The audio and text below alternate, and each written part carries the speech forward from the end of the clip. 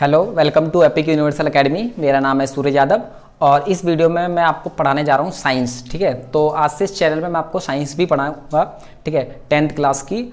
और तो आइए स्टार्ट करेंगे इस वीडियो में अपना साइंस का पहला चैप्टर, जिसका नाम है रासायनिक अभिक्रिया और समीकरण, मतलब केमिकल रिएक्शन एंड इक्वेशन। ठीक है, ये 10th क्लास का साइंस का कौन सा चैप्टर है? पहला चैप्टर है। ठीक है, तो इस चैप्टर में ना हमें काफ़ी तरह की रिएक्शंस के बारे में और इक्वेशंस के बारे में पढ़ेंगे। ठीक है, तो ये चैप्टर है, ये कुछ बच्चों को हार्ड लगता है क्योंकि ये केमिस्ट्री का चैप्टर है। ठीक है, क्योंकि बहुत से बच्चे इसके फॉर्मूले वगैरह इसमें काफ़ी आते हैं, वो याद नहीं कर पाते हैं। ठीक है, तो हम वन बाय वन क्या करेंगे, सारी चीज़ों को सीखेंगे। ठीक है, मैं वैसे नहीं करूँगा कि मैं पहले सारे फॉर्मूले के नाम लिखवा दूंगा कि भाई पहले पढ़ लो। ठीक है, नहीं, मैं आपको क्या करूँगा कि सारी चीज़ें मैं साथ के साथ इक्वेशंस कराता रहूँगा और आपको उनके नाम बताता रहूँगा, तो आप वैसे वैसे नोट करते रहना कि आपको ये कैसे करना है। ठीक है, तो आइए चैप्टर स्टार्ट कराने से पहले मैं इन चैप्टर के मतलब बताता हूँ। जैसे कि फिर मैं बता देता हूँ इस चैप्टर का मतलब क्या है।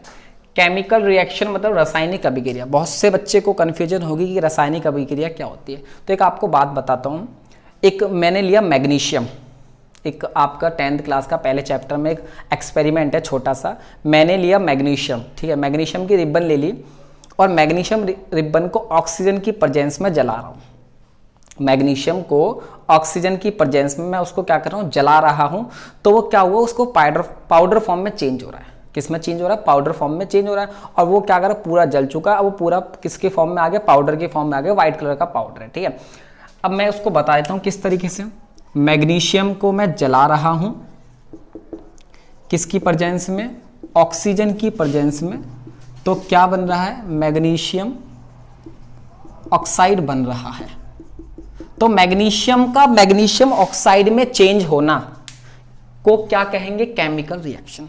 मैग्नीशियम को मैंने जलाया और हमें एक नई चीज मिली, न्यू प्रोडक्ट मिला, उसको मैंने क्या कहा? मैग्नीशियम ऑक्साइड कहा। उसी प्रोसेस को क्या कहते हैं? Chemical reaction. या फिर दूसरे लैंग्वेज में कह सकता हूं कि जब कोई एलिमेंट्स, कोई तत्व रिएक्शन करके, ठीक है, एक नई चीज बनाए, ठीक है, उसको बोला जाता है उत्पाद। उसको क्या बोला जाता है? उत्पाद बोलते हैं, प्रोडक्ट बोलते हैं। ठीक है, इसी को केमिकल रिएक्शंस कहते हैं। ठीक है, कोई प्रोसीजर है, मान लो मैंने कुछ लिया, जैसे लोहा लिया मैंने। ठीक है, लोहे पे लग गई जंग।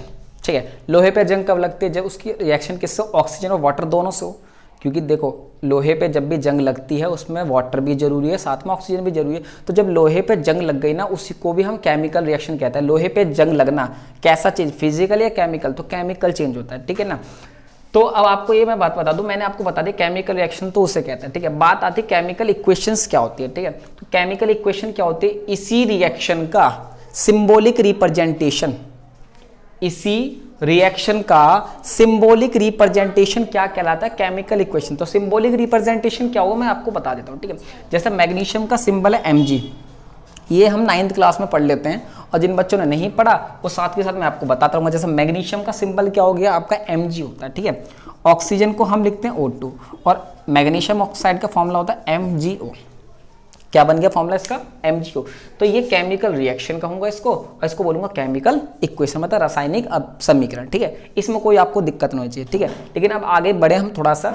तो हमने लिखा यहाँ Mg और ऑक्सीजन से रिएक्शन हो गई, तो ये आपका तो मैग्नीशियम हो गया, ये ऑक्सीजन हो गई, और ये जो मिला आपको एक पाउडर की फॉर्म में मिला है जो व्हाइट कलर का है। ठीक है, तो हमने क्या देखा, यहाँ मैग्नीशियम एक है, यहाँ मैग्नीशियम एक है, और यहाँ ऑक्सीजन 2 है, यहाँ पर ऑक्सीजन क्या है? 1 है। ठीक है, ये कैसे हुआ? ठीक है, तो आइए हम जानते हैं। 9th क्लास में अगर आप लोगों ने पढ़ा होगा 3rd चैप्टर, जिसका नाम है एटम्स एंड मॉलिक्यूल्स, मतलब अणु और परमाणु। ठीक है, तो उसमें क्रिस क्रॉस मेथड है। कौन सा मेथड है? क्रिस क्रॉस में कैसे होता है? जो क्रिस क्रॉस मेथड है, मतलब वो सारा बैलेंसी के आधार पे है। किसके आधार पे? वैलेंसी, मतलब संयोजकता के आधार पे हमने सीखा था। ठीक है, तो मैं आपको बता देता हूँ कि MgO बना कैसे। ठीक है, जैसे मैग्नीशियम की रिएक्शन किससे हो गई? ऑक्सीजन से हो गई। तो मैग्नीशियम का सिंबल Mg, ऑक्सीजन का सिंबल O।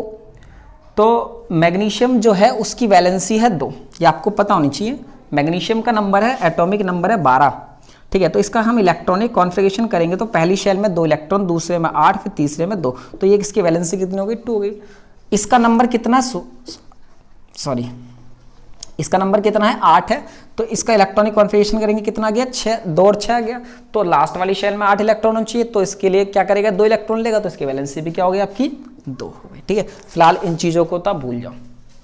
ठीक है, ये आपको पता होने चाहिए। ठीक है, तो हमने तो देख लिया, इस तरीके से हो गया। तो अब क्या करेंगे, अगर ये किसी एक ही टेबल से दोनों कट रहे हैं तो हम काट देंगे। इस तरीके से मैंने काट दिया इन दोनों को, ठीक है। यहाँ एक बचा, यहाँ एक बचा, तो मैंने इसको इसके साथ लिखा तो mg, और इसको इसके साथ लिखा तो O बन गया, ठीक है। ये क्या बन गया आपका MgO। और इस वाले मेथड को बोलते हैं क्रिस क्रॉस मेथड। ये आप लोगों ने किस में पढ़ा होगा, 9th क्लास में पढ़ा होगा, 3rd चैप्टर में, ठीक है। एक और बताता हूँ इसका, कार्बन डाइऑक्साइड का, ठीक है। जब कार्बन ऑक्सीजन से रिएक्ट करता है तो क्या बनता है, कार्बन डाइऑक्साइड। जब कार्बन ऑक्सीजन से रिएक्ट करता है तो क्या बनता है, कार्बन डाइऑक्साइड। इसको भी बना के दिखाता हूँ, कार्बन ऑक्सीजन, कार्बन की वैलेंसी है 4 और ऑक्सीजन की वैलेंसी कितनी है, 2 है। तो 2 एकम 2, 2 दूनी 4, हम कैंसिल करेंगे तो C के साथ 1 आएगा और O के साथ कितना आएगा, 2 आएगा, ठीक है। कार्बन डाइ, तो या तो आपको मैंने बता दिया क्रिस क्रॉस मेथड के जो कंपाउंड होते हैं, यौगिक होते हैं, वो किस तरीके से बनते हैं, ठीक है। वैसे आपको जब कुछ एग्जाम्स में ऐसे ही क्वेश्चंस आएंगे जिसको आप ऐसे ही कर लोगे, मतलब ये सब करने की जरूरत नहीं, ठीक है। ये आपको याद है। तो फिलहाल मैं इसको रफ कर रहा हूँ, ठीक है। थोड़ा और आगे बताऊँ इसके बारे में, ठीक है, ठीक है, चलो ठीक है। अच्छा, जो दो रिएक्शन, मतलब जो भी रिएक्शन करते हैं उसको हम बोलते हैं रिएक्टेंट्स। क्या बोलते हैं उनको, रिएक्टेंट्स बोलते हैं, जिनकी रिएक्शन कराई जा रही है। और जो मिलता है उसको हम बोलते हैं प्रोडक्ट। जो मिलता है उसको हम क्या बोलते हैं, प्रोडक्ट मिलते हैं, इसको बोलेंगे अभिकारक, ठीक है। और इसको हम बोलेंगे उत्पाद, अभिकारक और उत्पाद, ठीक है। ये अभिकारक हो गया और ये क्या हो गया, आपका उत्पाद हो गया, ठीक है। अच्छा, इस रिएक्शन से रिलेटेड क्वेश्चन आ जाता है एग्जाम में, ठीक है। क्या क्वेश्चन आता है मैं बता देता हूँ। क्वेश्चन ये आता है कि मैग्नीशियम रिबन को जलाने से पहले उसको साफ क्यों करते हैं। एक क्वेश्चन है, मैग्नीशियम रिबन को जलाने से पहले उसको साफ क्यों करते हैं। तो क्वेश्चन में आपको आंसर ये लिखना था, मैग्नीशियम रिबन को जलाने से पहले साफ इसलिए किया जाता है कि उसकी सतह से धूल के कण हट जाए, जिससे कि वो मतलब ऑक्सीजन से जब रिएक्ट होगी तो अच्छी तरीके से क्या होगी, ऑक्सीजन के कांटेक्ट में आए और अच्छी तरीके से पूर्ण रूप से जल जाएगी। तो आपको सिंपल सा इतना लिखना है कि हम उसको साफ इसलिए करेंगे क्योंकि जिससे कि वो ऑक्सीजन के कांटेक्ट में प्रॉपर तरीके से आ जाए, ठीक है। ये क्वेश्चन आता है, ठीक है। तो इस रिएक्शन के बेस पे क्वेश्चन बन गया, ठीक है। तो फिलहाल ये दोनों जो रिएक्ट करते हैं उसको अभिकारक बोलते हैं, इसको उत्पाद बोलते हैं, ठीक है। अच्छा, इस रिएक्शन को ना हमें बैलेंस करने की जरूरत है। हमें इस रिएक्शन को क्या करने की जरूरत है, बैलेंस। क्या, क्योंकि यहाँ पर ऑक्सीजन 2 है, वहाँ पर ऑक्सीजन 1 है, ठीक है। हम रिएक्शन को बैलेंस क्यों करते हैं, किस नियम के आधार पर करते हैं, बैलेंसिंग इक्वेशन के बारे में हम जानते हैं। इसको मैं फिलहाल रफ कर रहा हूँ, ठीक है। तो जो बैलेंस्ड केमिकल इक्वेशन होती है, एक अनबैलेंस्ड केमिकल इक्वेशन होती है। एक होती है बैलेंस्ड केमिकल इक्वेशन, एक होती है अनबैलेंस्ड केमिकल इक्वेशन, ठीक है। इसको बोलेंगे संतुलित रासायनिक समीकरण, और इसको बोलेंगे असंतुलित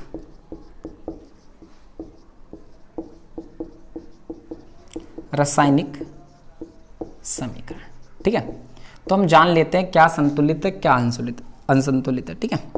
तो देखो, संतुलित रासायनिक अभिक्रिया क्या होती है, मतलब समीकरण क्या होता है, जिस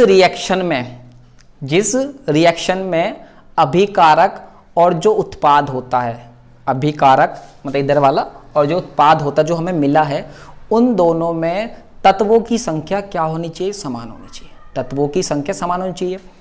और इस वाले का क्या है, अभिकारक और उत्पाद की जो तत्वों की संख्या होती है वो क्या होती है, समान नहीं होती, वो असंतुलित होती है। जैसे कि हमने अभी देखा था ना, मैग्नीशियम की रिएक्शन हमने किससे कराई, ऑक्सीजन से कराई, तो हमें मिला MgO। क्या मिला, MgO मिला। अब मैग्नीशियम है यहाँ पर 1, तो यहाँ भी 1 है, यहाँ पर ऑक्सीजन 2 है, वहाँ पर ऑक्सीजन क्या है, 1 है, ठीक है। तो चलो ठीक है, इसका एग्जाम्पल देख लेते हैं। जो बैलेंस होती है कार्बन ऑक्सीजन, तो क्या मिला आपका, कार्बन डाइऑक्साइड, ठीक है। कार्बन 1 है, ऑक्सीजन 2 है, ऑक्सीजन वहाँ 2 है, ठीक है। तो दोनों तरफ यहाँ पर जितने भी एलिमेंट्स है उतने वहाँ एलिमेंट्स है, जितने यहाँ एलिमेंट्स है वहाँ उतने एलिमेंट्स नहीं है, ठीक है। तो इसलिए क्या होगा, असंतुलित अनबैलेंस होगा, ये बैलेंस्ड होगा, ठीक है। हम पढ़ेंगे कौन से, इनमें से कौन से वाले पढ़ेंगे, हम इसके लिए पढ़ेंगे, ठीक है। बैलेंस्ड हम केमिकल इक्वेशंस को पढ़ेंगे, ठीक है। तो जो भी अनबैलेंस्ड केमिकल इक्वेशन होगी हम उसको क्या करेंगे, बैलेंस्ड करेंगे। क्या करेंगे, बैलेंस करेंगे। तो बैलेंस करने के लिए क्या करते हैं, नंबर ऑफ एलिमेंट्स रिएक्टेंट में जितने होंगे उतने ही किस में होने चाहिए, प्रोडक्ट में होने चाहिए। तो वो हमें क्या करने पड़ेंगे, बराबर करने पड़ेगा। मतलब अभिकारक में जितने तत्वों की संख्या होगी उतने ही उत्पाद में होनी चाहिए, तो हम उसको क्या करेंगे, बराबर करेंगे, ठीक है। उसके लिए भी जानेंगे, ठीक है। दोनों का भी एक एक एग्जाम्पल में और दे देता हूँ। जिंक है, जिंक एक मेटल है, इसकी रिएक्शन H2SO4 से कराई जा रही है, H2SO4 से, और ये H2SO4 है डाइल्यूटेड, मतलब तनुकृत। मैं इसको बता देता हूँ, आप साथ के साथ देखो, एक कॉपी मैंने फर्स्ट सेकंड पेज पे ना इनके लिखते रहना कि जो H2SO4 एक सल्फ्यूरिक एसिड है। कैसा एसिड है, सल्फ्यूरिक एसिड है, हिंदी इंग्लिश में सेम नाम है, ठीक है। तो हमने जब जिंक की रिएक्शन सल्फ्यूरिक एसिड से कराई, ठीक है, तो आपको क्या मिला, ZnSO4, क्या मिला, ZnSO4 प्लस हाइड्रोजन गैस, ठीक है। तो यहां से भी क्वेश्चन बना है शायद प्रीवियस ईयर में कि जब हम जिंक की रिएक्शन सल्फ्यूरिक एसिड से कराते हैं तो क्या होता है। तो हमें लिखना है, जब हम जिंक की रिएक्शन सल्फ्यूरिक एसिड से कराते हैं तो जिंक सल्फेट, इसका नाम ध्यान सुनना, जिंक सल्फेट मिलता है और साथ में हाइड्रोजन गैस रिलीज होती है। या फिर क्वेश्चन ये पूछ सकता है खाली, जब जिंक की रिएक्शन सल्फ्यूरिक एसिड से कराई जाती है तो कौन सी गैस मिलती है, खाली के नंबर में, तो हाइड्रोजन गैस मिलती है। इसके लिए वो क्या बोल देगा, डायल्यूटेड बोल देगा, डायल्यूटेड। मैं लिख देता हूँ यहाँ पर डायल्यूटेड। डायल्यूटेड का मतलब पता क्या है, एक होता है डायल्यूटेड, एक होता है कंसंट्रेटेड। एक डायल्यूटेड होता है और एक कंसंट्रेटेड होता है। मैं पहले लिख देता हूँ कंसंट्रेटेड, दोनों का पहले मतलब समझे। इसको हिंदी में बोलते हैं सांद्र और इसको बोल देते हैं तनु, ठीक है। एसिड तो आपने सुना होगा अम्ल के बारे में, ठीक है। तो तनु का मतलब पता क्या हुआ कि एक ऐसा एसिड जिसमें वाटर मिला रखा है, एक ऐसा एसिड जिसमें वाटर और एसिड दोनों मिक्स है, उसको हम बोल देते हैं डाइल्यूटेड, ठीक है। और कंसंट्रेटेड सांद्र का मतलब है एक ऐसा एसिड या फिर कोई भी एक बेस, कुछ भी चीज हो, वो बिल्कुल किस फॉर्म में, प्योर फॉर्म में, ठीक है। तो जब प्योर फॉर्म के लिए हमें रिप्रेजेंट करना होगा तो हम सांद्र लिखेंगे, मतलब कंसंट्रेटेड लिखेंगे, ठीक है। और हमें अगर लिखना हो कि इसमें पानी मिला हुआ है तो हम उसको लिखेंगे डाइल्यूटेड, मतलब तनु के बारे में लिखेंगे, ठीक है। इस तरीके से लिखेंगे, ठीक है। तो आपको क्या मिला, जिंक सल्फेट, मैं नाम लिख देता हूँ, जिंक सल्फेट, ठीक है। और साथ में क्या मिल गई आपको, हाइड्रोजन गैस मिल गई, ठीक है। ये तो आपने जान लिया, इसके बारे में मैंने आपको प्रॉपर बता दी, ठीक है। अब बात करते हैं, इधर नीचे थोड़ा आ जाते हैं, इस वाले में अनबैलेंस में आते हैं, ठीक है। तो मैंने कहा अच्छा ये भी बैलेंस आप देख सकते हो, दो हाइड्रोजन SO4 जिंक, ठीक है। ये दोनों रिएक्शंस क्या बैलेंस है, ये वाली अनबैलेंस है। एक अनबैलेंस रिएक्शन और लिखूंगा और उन दोनों अनबैलेंस रिएक्शन को मैं क्या आपको सिखाऊंगा, बैलेंस करना सिखाऊंगा। जब बैलेंस करना सिखा दूंगा उसके बाद मैं 3-4 क्वेश्चन आपको होमवर्क में दूंगा, ठीक है। और जिसके आंसर्स मैं आपको नेक्स्ट वीडियो में बताऊंगा कि इसमें मतलब कैसे बैलेंस है, ठीक है। पहले तो आपको बैलेंस करना सिखाना है मुझे, ठीक है। तो मैं लिखता हूँ दूसरा, फेरस। क्या लिखा मैंने, फेरस है। फेरस की रिएक्शन मैंने ऑक्सीजन से करा दी, किससे करा दी, ऑक्सीजन से करा दी। तो आपको क्या मिला, Fe3O4 मिला और साथ में क्या मिला, हाइड्रोजन गैस भी। जान लो, फेरस की रिएक्शन H2O से करा दी, मतलब वाटर से करा दी, तो आपको क्या मिला, H3O4 और साथ में क्या मिला, हाइड्रोजन गैस मिली, ठीक है। इसका नाम क्या है अभी बताऊंगा, इसका थोड़ा नाम अलग तरीके से बताऊंगा, ठीक है। Fe का मतलब फेरस, मतलब आयरन, मतलब लोहा। H2O का मतलब है जल, मतलब वाटर। ये इन दोनों को रिएक्ट करा के मिला, साथ में कौन सी गैस रिलीज है, हाइड्रोजन गैस। अच्छा ये दोनों रिएक्शन है अनबैलेंस्ड रिएक्शन है, कौन सी रिएक्शन है, अनबैलेंस्ड रिएक्शन है। इसके बारे में तो हमने पढ़ लिया। अच्छा इसका नाम भी लिख देता हूँ, फिर आप कहोगे कि नहीं लिखा। तो इसका है सल्फ्यूरिक अम्ल,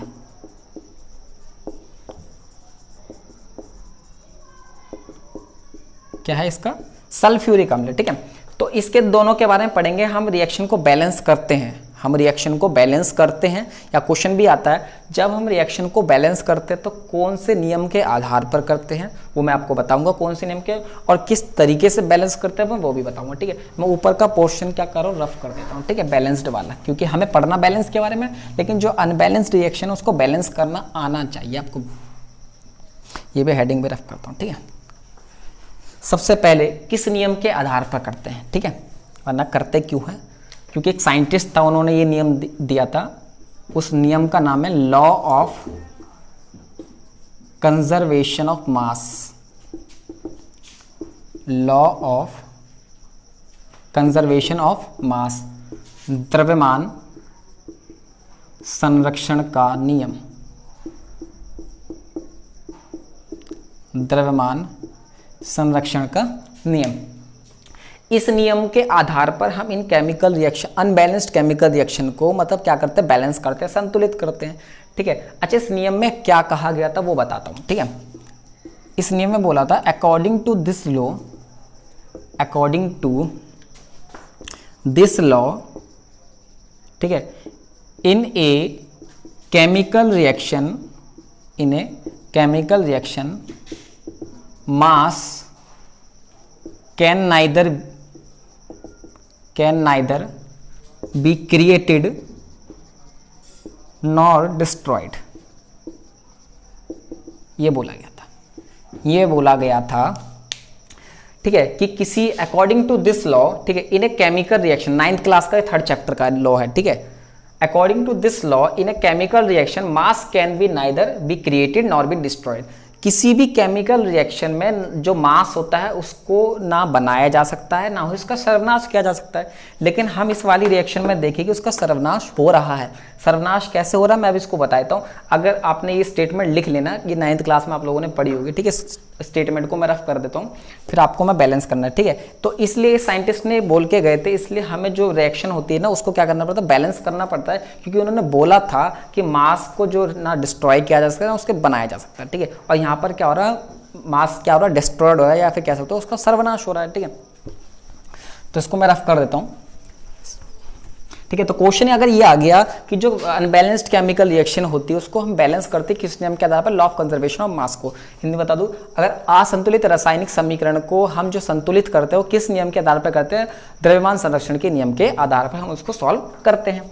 अब मैंने कहा था सर्वनाश हो रहा है, कैसे हो रहा है सर्वनाश देख लेते हैं। mg प्लस, ठीक है, आपको अब उसके लिए मास पता होनी चाहिए, सबके क्या पता होना चाहिए, मास पता होना चाहिए। इसका मास कितना है 24, ठीक है, यूनिट में ग्राम लगाओ, यू लगाओ। ठीक है, ऑक्सीजन का 16 होता है, कितने ऑक्सीजन है 2, ठीक है, बराबर mg कितना है 24 और ऑक्सीजन कितना हो गया 16, 24 प्लस 16 दूनी 32, 6 और 4 कितना हो गया आपका 10 हो गए। ठीक है, और ये हो गया आपका 40, यहाँ तो कितना आ गया आपका 40 आ गया, और 4 2 6 और यहाँ आ गया आपका 56। क्या 40 56 के बराबर नहीं है? अगर ये बराबर होता तो मैं इस रिएक्शन को कहता बैलेंस्ड रिएक्शन, क्योंकि इस नियम के आधार पर यही कहा गया है कि जो मास होता है वो ना डिस्ट्रॉयड होता ना क्रिएटेड होता, लेकिन यहाँ पर तो मास पहले ये था, इसका डिस्ट्रॉय मतलब सर्वनाश हो गया थोड़ा सा 16 ग्राम। ठीक है, तो हम उसको इसलिए क्या करना पड़ता है, हमें बैलेंस करना पड़ता है। ठीक है, तो आइए बैलेंस देख लेते हैं हम बैलेंसिंग करते कैसे। ठीक है, तो बैलेंसिंग के लिए हमारे लिए क्या जरूरी है कि जो रिएक्टेंट, जो अभिकारक में जितने नंबर ऑफ एलिमेंट्स है उतने ही किस में होने चाहिए, प्रोडक्ट में होना चाहिए, उत्पाद में होना चाहिए। ठीक है, तो स्टार्ट करते हैं MgO2 MgO। ठीक है, सिर्फ मैग्नीशियम पूरे हैं, ऑक्सीजन को मतलब वो करना है, बराबर करना। ठीक है, ऑक्सीजन कितने यहाँ पर 2 है, यहाँ पर 1 है, तो यहाँ मैं लगा दूंगा 2, जिससे ये भी क्या हो जाएंगे 2 हो जाएंगे। यहाँ पर कितने हो गए 2 हो गए, तो ऑक्सीजन कितने हो गए 2, यहाँ भी ऑक्सीजन 2, लेकिन इस 2 लगाने से मेरे मैग्नीशियम भी कितने हो गए 2 हो गए, तो यहाँ भी मैं मैग्नीशियम में क्या लगा दूंगा 2 लगा दूंगा, क्या लगा दूंगा 2 लगा दूंगा। आप देख सकते हैं मैग्नीशियम यहाँ कितने 2, यहाँ भी मैग्नीशियम कितना 2, यहाँ पर ऑक्सीजन कितने 2, यहाँ भी ऑक्सीजन कितने 2। अच्छा, 2 लगाने से इसके नाम में कोई फर्क नहीं पड़ेगा, इसका नाम यही रहेगा मैग्नीशियम ऑक्साइड, इसका नाम मैग्नीशियम ही रहेगा, इसका नाम ऑक्सीजन गैस हो गया। ठीक है ना, तो रिएक्शन को हमें इस तरीके से बैलेंस करना होता है। रिएक्टेंट्स में मतलब अभिकारक में जितने नंबर ऑफ एलिमेंट्स होंगे उतने ही किस में होने चाहिए, प्रोडक्ट में होने चाहिए, तो कहानी खत्म हो जाएगी आपकी बैलेंसिंग की। बहुत आसान होती है बैलेंसिंग। ठीक है, ये तो देखो सिंपल वाली थी। ठीक है, अब हम करेंगे सेकंड वाली। ठीक है, अच्छा, अब जो मैंने बताया ना law of conservation of mass में मास बराबर होता है दोनों रिएक्टेंट और प्रोडक्ट का, मतलब अभिकारक और उत्पाद का जो मास होता है, द्रव्यमान होता है, वो बराबर होता है। आप अब करके देख सकते हैं, मैं लिख देता हूँ सॉल्यूशन, खुद कर लेना। 2 मल्टीप्लाई मैग्नीशियम का कितना 24 प्लस 2 ऑक्सीजन है ना, और कितना 16, 2 ब्रैकेट लगाना पड़ेगा। क्यों लगाना पड़ेगा? क्योंकि जो 2 लिखा हुआ है ये पूरा MgO पे लिखा है, ठीक है। अच्छा, Mg का 24 और प्लस कितना हो गया ऑक्सीजन का, इस तरीके से हो जाएगा, ठीक है। तो अब कर देता हूँ 48 32 2 कितना आ गया 40, कितना आ गया 80 80। अब ठीक है ना, अब हमने क्या कर दिया, इसका मतलब हमारा ठीक है। तो सब एग्जाम्पल मैं आपको बता रहा हूँ, ठीक है। अब ये थोड़ा सा ये वाला है, इसको देख लेते हैं, और मैंने कहा इसका नाम भी बताना है, इसका नाम थोड़ा सजीव है।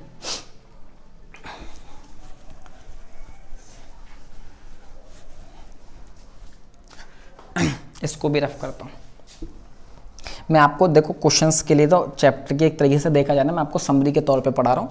आपको क्वेश्चंस जो भी मैं बता रहा हूँ वो आपको में लिखते रहना, ठीक है, तभी आपको अच्छे से समझ आ पाएगा, ठीक है। और जो नाम से मैं जैसे इसका नाम बताऊंगा, ठीक है, तो आपने एक फ्रंट पेज पे एक जगह छोड़ लेनी है जिसका आप सबके नाम लिखते रहें, ठीक है। इसको देखते हैं, बैलेंस करते हैं। FeH2O, ठीक है। सबसे पहले स्टार्ट करते हैं किस तरीके से। पहले हमें जान लेने होंगे कितने नंबर ऑफ एलिमेंट्स इधर है उतना उधर, ठीक। ऑक्सीजन से स्टार्ट कर लेते हैं। यहाँ पर ऑक्सीजन 1 है और यहाँ पर ऑक्सीजन कितने 4 है। यहाँ पर 1 है, यहाँ कितने 4। अब इस 4 वाले को तो हटा नहीं सकते, 4 तो 4 ही रहेगा, ठीक है। जो 1 है उसको भी क्या करेंगे हम 4 करेंगे। अब मुझे इस 4 लगाना है तो वो मैं हमेशा कंपाउंड यौगिक के आगे ही लगाऊंगा। ऐसा नहीं कि यहाँ पर 4 लिख दो कहानी खत्म हो जाएगी, नहीं, हमेशा कंपाउंड के आगे 4, ठीक है। तो यहाँ ऑक्सीजन 4 है, यहाँ भी ऑक्सीजन कितने हो गए 4 हो गए, ठीक है। अब हम सेकंड बात करेंगे हाइड्रोजन की। यहाँ पर हाइड्रोजन कितने 8 हो गए। कैसे 8 हो गए, यहाँ पर देखो H2 है तो ये हो गया 4 दूनी 8, इस तरीके से काउंट होते हैं। तो कितने हाइड्रोजन हो गए, यहाँ पर 8 हो गए, तो वहाँ भी हाइड्रोजन कितने होने चाहिए 8 होने चाहिए, ठीक है। तो उसके लिए मुझे क्या करना पड़ेगा, यहाँ पर 4 लगाना पड़ेगा। तो कितने हाइड्रोजन हो गए, ये 4 हो गए, सॉरी 8 होगा, 8 हाइड्रोजन हो गए, यहाँ भी हाइड्रोजन हो गए। यहाँ पर फेरस कितना है, मतलब लोहा, ये जो है Fe मतलब Fe3, ठीक है। तो मतलब 3 फेरस है यहाँ पर, तो यहाँ भी फेरस कितना होना चाहिए 3 होना चाहिए। तो यहाँ पर मैं क्या लगा दूँगा 3 लगा दूँगा, ठीक है। अब ये जो रिएक्शन है ये आपकी बैलेंस हो गई, ठीक है। अच्छा, ये आपको ये जो 3 4 4 ये रटना नहीं है, ठीक है। बस आपको सिर्फ इतना पता होना चाहिए, अगर मैं फेरस की रिएक्शन H2 वाटर से कराऊँ तो Fe3O4 और H2 मिलेगा, ठीक है। आप कहीं देखो यहाँ 4 भी आएगा, कहीं 3 भी आएगा, कहीं 2 भी आएगा, कहीं नहीं भी आएगा, तो इसी को रटोगे तो कन्फ्यूजन बहुत है। सिर्फ आपको क्या समझना है, जैसे अभी तो जो भी रिएक्शन, एक मैग्नीशियम वाली करा दी, कार्बन वाली करा दी, ठीक है, और एक आपको मैंने वो वाली करा दी थी, जिंक को सल्फ्यूरिक एसिड में डालते हैं तो जिंक सल्फेट और साथ में हाइड्रोजन गैस मिलते हैं, ठीक है। इस पर क्वेश्चन पूछा गया, ठीक है। और एक आपका ये हो गया, ठीक है। और ये मैग्नीशियम रिबन को साफ क्यों करते हैं, जिससे वो ऑक्सीजन के कॉन्टैक्ट में डायरेक्ट आ जाए, ठीक है, प्रत्यक्ष रूप से, ठीक है।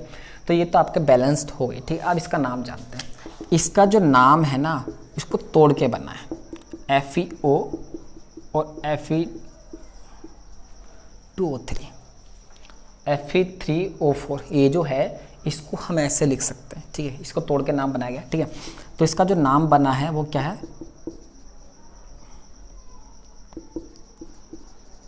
फेरस फेरिक ऑक्साइड, ठीक है। फेरस फेरिक ऑक्साइड, शायद स्पेलिंग में थोड़ी बहुत मिस्टेक होगी, ठीक है। फेरस फेरिक ऑक्साइड, ठीक है। तो इस तरीके से इसका नाम हो गया। इसका नाम क्या हो गया, फेरस फेरिक ऑक्साइड। हिंदी में लिखता हूँ, फेरस फेरिक ऑक्साइड, ठीक है। तो ये तो इसका नाम हो गया फेरस फेरिक ऑक्साइड, ठीक है। तो हमने जान लिया इसको, हमने इस तरीके से मतलब फेरिक ऑक्साइड इसका नाम बन गया, ठीक है। तो हमने क्या देख लिया, बैलेंस अनबैलेंस में देख लेना थोड़ा सा, ये नाम इसमें स्पेलिंग का ऊपर नीचे हो जाएगा, ठीक है, कोई दिक्कत नहीं, ठीक है। तो हमने नाम जान लिया, इसका नाम ये है, इसका नाम ये है, ये फेरस है, H2 ये हाइड्रोजन, ठीक है। इस तरीके से हमने इसको पढ़ लिया, बैलेंस अनबैलेंस, ठीक है। बैलेंस कैसे करते हैं, रिएक्टेंट में जितने नंबर ऑफ एलिमेंट्स होंगे उतने ही किस में होने चाहिए, आपके प्रोडक्ट में होने चाहिए, ठीक है। तो इस तरीके से बैलेंस अनबैलेंस आपका खत्म हो चुका है, ठीक है। अब हमें जैसे मैग्नीशियम था, मैग्नीशियम को हमने जलाया और उसका क्या बन गया, मैग्नीशियम पाउडर मिल गया, तो मैंने कहा कि रिएक्शन हो गई। लेकिन अब हर बार थोड़ी ऐसी होगा कि कोई भी चीज़ को हम करेंगे रिएक्ट तो वो हमेशा पाउडर बनेगा तो केमिकल रिएक्शन होगी। तो उसके भी कुछ फैक्टर है, कुछ कारक है जिन्हें देखकर हम बता सकते हैं कि रिएक्शन हो चुकी है, जिन्हें हम देखकर बता सकते हैं रिएक्शन हो गई है। वो तो नेक्स्ट वीडियो में पॉसिबल, इसमें ज़्यादा नहीं हो पाएगा, ठीक है। अब ये जो है ना, इसको मैं आपको बैलेंसिंग के लिए कुछ घर से क्वेश्चन दे देता हूँ, जिससे आप घर से क्या करके लाएंगे, बैलेंस करके ला सकते हैं, ठीक है। तो एक दे देता हूँ पहले, हाइड्रोजन और ऑक्सीजन की रिएक्शन करते हैं तो H2O मिलेगा। ये आपको बैलेंस करके लेके आना सब घर से। कहाँ से करके लाना है, बैलेंस करके लेके आना है। दूसरा FeSO4, ये FeSO4 है। इसको अगर हम हीट दें तो हीट के लिए सिंबल बनता है ट्रायंगल वाला, ठीक है। अगर हम इसको हीट दें तो बनता है Fe2O3, साथ में SO2 और मिलेगा SO3। अच्छा, इस रिएक्शन को भी आगे एक्सप्लेन करूंगा, ठीक है। इस रिएक्शन में क्या होता है, FeSO4 होता है ना, उसको गर्म करते हैं। अच्छा, अभी तो हमें फिलहाल बैलेंसिंग सीखनी है, आगे बताऊंगा, इसको थोड़ा सा बता दूँ। तोते रंग में होता है, ठीक है, हल्के हरे में, ठीक है। और इसको हीट देते हैं तो ये बनता है ferric oxide, sulphur dioxide, sulphur trioxide, ठीक है। इनके जो भी नाम है वो मैं आगे कराऊंगा, अभी इसमें पॉसिबल नहीं है, ठीक है। क्योंकि जब सारी रिएक्शन सीख रहे हो ना, ये आगे हर एक जगह, मतलब जब इसके टाइप्स ऑफ रिएक्शन पढ़ेंगे, हम क्या पढ़ेंगे, टाइप्स ऑफ रिएक्शन, मतलब अभिक्रिया के प्रकार जब पढ़ेंगे ना, तो उसमें सारे रिएक्शंस का यूज होगा, हम वहाँ देख लेंगे, ठीक है, कैसे होगा, ठीक है। CH4 मीथेन होती है, अभी तो फिलहाल ऐसे ही बोला हूँ। CH4 क्या होती है, मीथेन होती है। और अगर हम इसको ऑक्सीजन की प्रेजेंस में जलाएं, ठीक है, तो क्या मिलता है आपको, CO2 और साथ में H2O मिलेगा। ये आपको सब याद करना, बाकी बैलेंसिंग का काम आप अपने छोड़ दो कि आप बैलेंसिंग तो हो जाती है, ठीक है। चौथे को देख लो, C6H12O6, अगर इसकी रिएक्शन ऑक्सीजन की प्रेजेंस में हो तो भी कार्बन डाइऑक्साइड और ये मिलेगा, ठीक है। अच्छा, आपने दोनों में देखा कि प्रोडक्ट क्या सेम है, तो जो प्रोडक्ट सेम है ना, ये आप चैप्टर नंबर 4 में पढ़ोगे, ठीक है। मैं अभी थोड़ा सा आपको बता दूं, ये कार्बन है और ये क्या, हाइड्रोजन है, ठीक है। तो इसको बोलते हैं हाइड्रोकार्बन कंपाउंड, जिसमें C हो और H हो, C और H हो, उस कंपाउंड को बोलते हैं हाइड्रोकार्बन कंपाउंड। ये भी हाइड्रोकार्बन कंपाउंड हो गया। तो जब किसी हाइड्रोकार्बन कंपाउंड को ऑक्सीजन की प्रेजेंस में उसको मतलब करा जाए, रिएक्ट कराया जाए, तो हमेशा CO2 और H2 मिलेगा, ठीक है। चैप्टर थोड़ा आपको मुश्किल लगेगा, क्यों, क्योंकि काफ़ी सारे इसमें नाम देखने को मिल रहे हैं। क्योंकि देखो 9th में ये सब इतना कुछ था नहीं, लेकिन जो बच्चे मेरे पास 9th पढ़े होंगे तो उनको मैंने काफ़ी ये सब नाम 9th में ही पढ़ा दिए थे, क्योंकि मुझे पता था 10th में आते ये दिक्कतें आएंगी, ठीक है। लेकिन इस चैप्टर के लिए अगर आपको साथ के साथ करते रहो, जो वीडियोज़ आती रहेंगी आप देखते रहो, ठीक है, आप आई होप अच्छे से सारा सीख जाएंगे, ठीक है। एक और देख लेते हैं, AgCl, अच्छा, ये जो C6H12O6 है ना, ये आपका ग्लूकोज का फॉर्मूला है। किसका फॉर्मूला, ग्लूकोज का। AgCl, सिल्वर क्लोराइड, ठीक है। इसको अगर हम सनलाइट में रख दें, ये तो आगे वैसे पढ़ाना है, सनलाइट का मतलब सूर्य के प्रकाश में जाके रख दूं मैं AgCl को, तो Ag और Cl क्या हो जाता है, अलग अलग हो जाता है, ठीक है। तो इन पांचों रिएक्शन को आपको क्या करना है, बैलेंस करके लेकर आना, घर से करके लेकर आना, ठीक है। अब ज़्यादातर अगले वीडियो, थर्ड वीडियो में जो सेकंड थर्ड आएंगे, उसमें काफ़ी रिएक्शंस और उसके क्या होंगे, डेफिनेशंस पढ़ेंगे, और रिएक्शन का यूज़ कैसे कैसे, मतलब रिएक्शन कैसे कैसे एग्जाम में आ सकता है, वो भी मैं आपको साथ के साथ रिएक्शन के बेस पे बताता रहूँगा। फिलहाल इस वीडियो में आप इतना ही पढ़ना और इनको जरूर घर पे करना, ठीक है, अपने कॉपी में कर लेना। और अगली वीडियो में जो स्टार्ट करूँगा तो यहीं से स्टार्ट करूँगा, और मैं इनके आगे जो भी नंबर्स आएंगे वो लिख दूंगा, और आप अपना मैच कर लेना। और जब सही जाएगा तो अपना कमेंट में कर देना कि हाँ हमारा सही गया, तो मैं देख लूँगा कितने लोग सीख गए हैं, अब वो मतलब सीख पा रहे हैं, ठीक है। तो फिलहाल इस वीडियो को हम यहीं पर ख़त्म करते हैं। Thank you so much.